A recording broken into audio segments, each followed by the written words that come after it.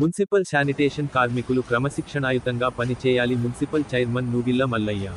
ఈ రోజు మున్సిపల్ కార్యాలయంలో మున్సిపల్ శానిటేషన్ కార్మికులతో జరిగిన సమావేశానికి ముఖ్యాతిథిగా హాజరైన మున్సిపల్ చైర్మన్ నూగిళ్ల మల్లయ్య గారు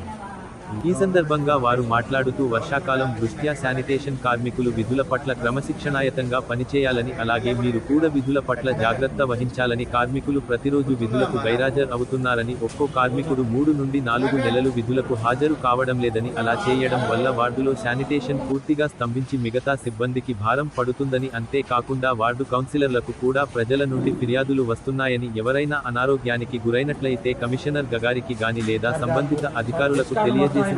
మీకు అనుమతి ఇవ్వడం జరుగుతుందని, అనుమతి లేకుండా విధులకు గైరాజర్ అయినట్లయితే శాఖపరమైన చర్యలు తీసుకోవడం జరుగుతుందని అన్నారు. విధుల పట్ల ఏమైనా ఇబ్బందులు ఎదురైనట్లయితే కమిషనర్ లేదా మాకు తెలియజేయాలని, వాటిని పరిష్కరిస్తామని అన్నారు. దయచేసి పట్టణ ప్రజలు కూడా మన పెద్దపల్లి పట్టణాన్ని పరిశుభ్రంగా ఉంచడంలో కీలక పాత్ర పోషిస్తున్న మా మున్సిపల్ కార్మికులకు సహకరించాలని ఉన్నారు. ఈ కార్యక్రమంలో జూనియర్ అసిస్టెంట్ రమాకాంత్, శానిటరీ ఇన్స్పెక్టర్లు రామ్మోహన్ రెడ్డి, పులిపాక రాజు, జవాన్లు జయరాజ్, మోహన్, కరుణాకర్, అనిల్, చిన్న, వేణులాల్, మున్సిపల్ కార్మికులు తదితరులు పాల్గొన్నారు.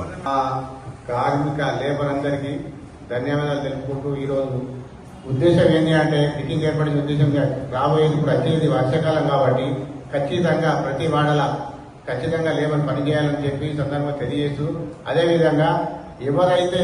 10 రోజులు, 8 రోజులు, 9 రోజులు తప్పిస్తారో ఖచ్చితంగా వారిని తొలగిస్తామని చెప్పి దానికి చెప్పడం జరుగుతుంది. ఖచ్చితంగా ఎవరినైనా కానీ 1 రోజు 2 రోజులు పోవాలి, కానీ మీరు 10 రోజులు 11 రోజులు పోతే మాత్రం ఖచ్చితంగా మీడియా ముఖంగా చెప్తున్నా, మేము ఎవరిని కూడా పనికి తీసుకోము, కొత్త లేబర్ మేము అపాయింట్మెంట్ చేసుకున్నాం అని చెప్పి సందర్భంగా తెలియజేస్తూ, అదేవిధంగా మీకు ఎప్పుడైనా నేను మీ ముందుండి నేను